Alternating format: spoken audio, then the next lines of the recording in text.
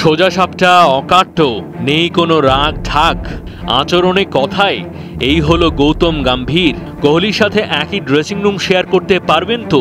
রোহিত শর্মার মতো সিনিয়রের সাথে জমবে তো? ভারতীয় দলের কোচ হবার আগে চর্চা ছিল বড়।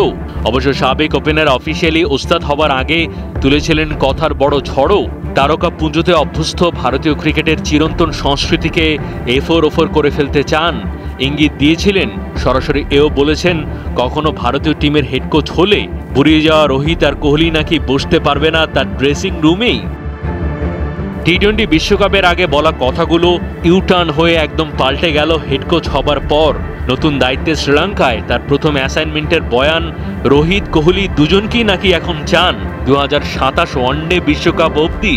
অথচ 3 বছর বাদে কোহলির বয়স হবে 38, রোহিতের 41।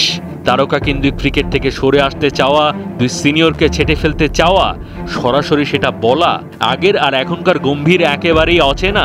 বিস্ময় প্রকাশ করেছেন স্বয়ং দেশের সাবেক নামী ওপেনার শ্রীকান্ত।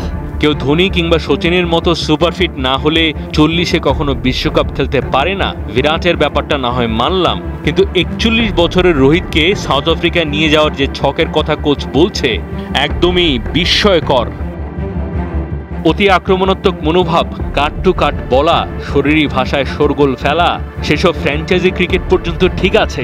তবে একটা দেশের কোচ হতে হলে ঠান্ডা মাথায় দান সাজানোর স্কিল থাকা বড্ড জরুরি। ক্ষমতার বাইরে থেকে বলা যায় অনেক কিছুই, তবে ক্ষমতা এলে বুঝতে পারা যায় আসলে সিস্টেম চালানো কতটা কঠিন।